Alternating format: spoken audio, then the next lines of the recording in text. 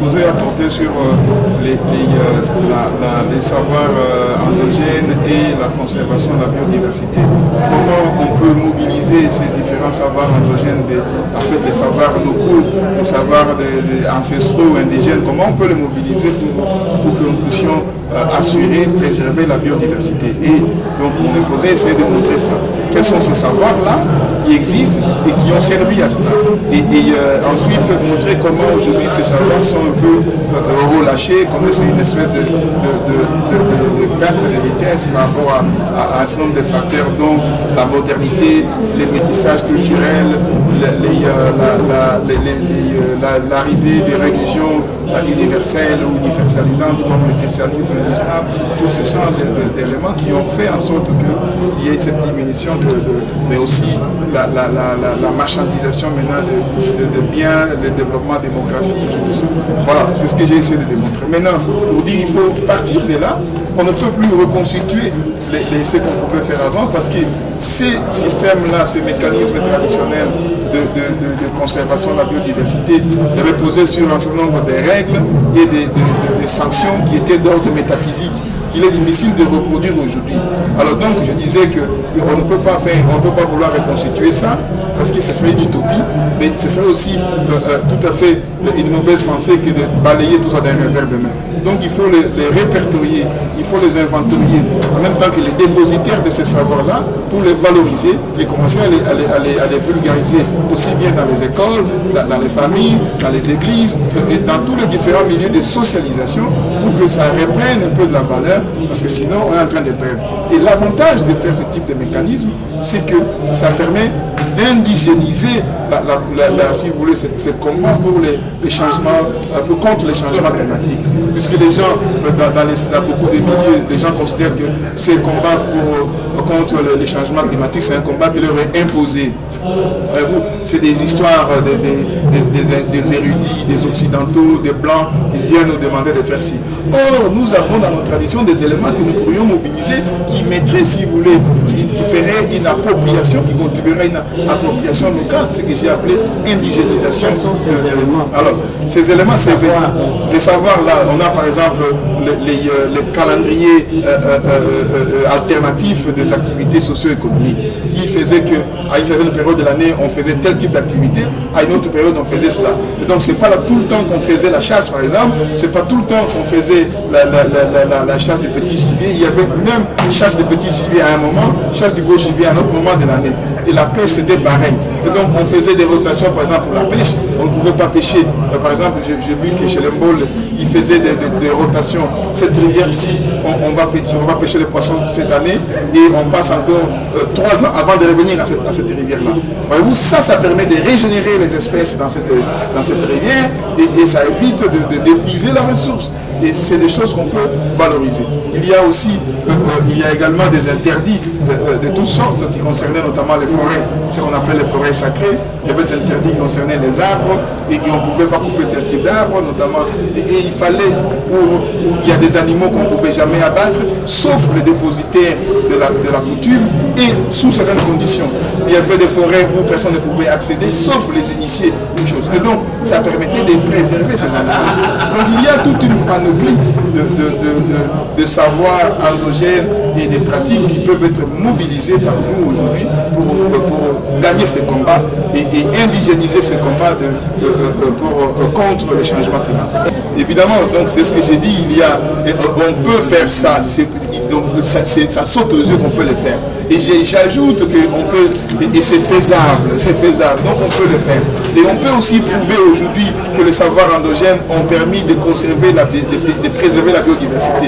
Et donc ça c'est probable. Voilà, c'est ce que j'essaie de dire pour motiver les gens. Et maintenant, il faut que nous puissions mettre ça dans notre système d'éducation, dans nos politiques, y compris commencer à mettre des sanctions, voyez-vous, sur les gens qui ne respecteraient pas ça. Par rapport à la foresterie communautaire, ce que nous faisons, nous appuyons les communautés d'abord à l'obtention des titres. Mais pour arriver à l'obtention des titres, on a déjà obtenu les 3 premiers titres de la province de la Tchopo.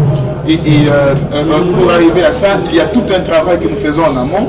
C'est le travail de sensibilisation, des communautés locales sur ce qu'est la foresterie communautaire, sur l'intérêt de participer à cette foresterie communautaire et quelles sont les opportunités et les risques, les défis qu'il y a de s'engager dans ce processus-là. On sensibilise les gens et quand les gens ont compris, ceux qui comprennent, ils viennent vers nous pour demander d'être accompagnés. Alors on les accompagne dans le processus pour obtenir les titres. Ensuite, une fois que le titre est fait, alors nous les accompagnons pour qu'ils continuent à bien gérer ces forêts. Le but, ce n'est pas seulement d'avoir un titre, le but, c'est qu'effectivement ces titres leur servent à quelque chose. D'abord, ça sert déjà beaucoup d'avoir un titre, ça sécurise votre forêt et ça vous permet aussi d'avoir du pouvoir de contrôle réel sur votre terre. Mais il faut aller plus loin, que ça devienne aussi un moyen de subsistance, un moyen qui vous permette à vous de gagner des revenus et tout ça. Et c'est le travail que nous faisons aussi pour faire, si vous voulez, pour les appuyer à générer des ressources, des revenus à travers l'exploitation des PFNL et autres produits, même lignés, donc le bois, en faisant donc aussi un plan d'aménagement pour une gestion durable. Donc on leur apprend également une gestion durable.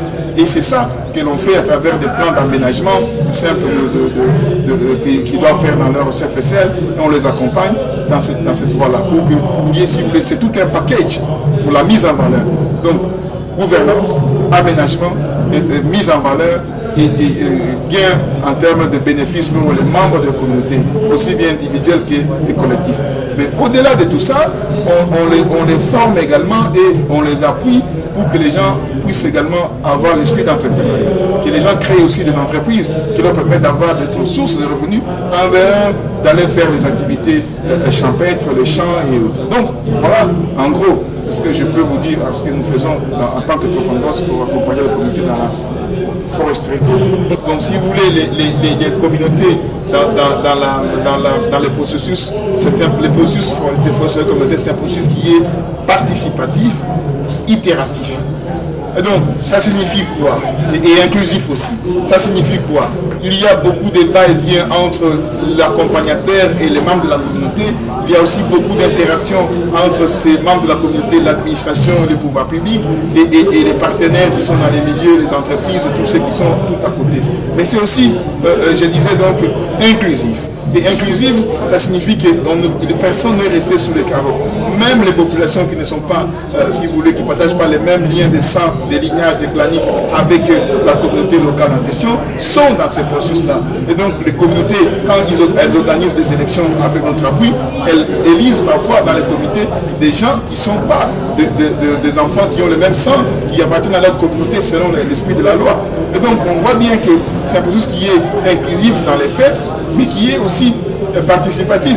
Par exemple, quand on fait les inventaires multiressources ou la cartographie, mais c'est avec les membres de la communauté elles-mêmes qu'on fait ça. La communauté participe à dresser leur propre carte, à fixer les limites de leur terroir, à faire aussi les allocations de leur espace en disant ça c'est pour les champs, ça c'est pour la conservation, ça c'est pour l'exploitation du bois, ça c'est pour la pêche et ça c'est pour le village. Et donc on a là, si vous voulez, c'est vraiment, je disais, participatif, itératif et inclusif. Pour moi, la définition qui est donnée par la loi, c'est une définition qui est surannée, qui ne tient pas compte de réalité locale.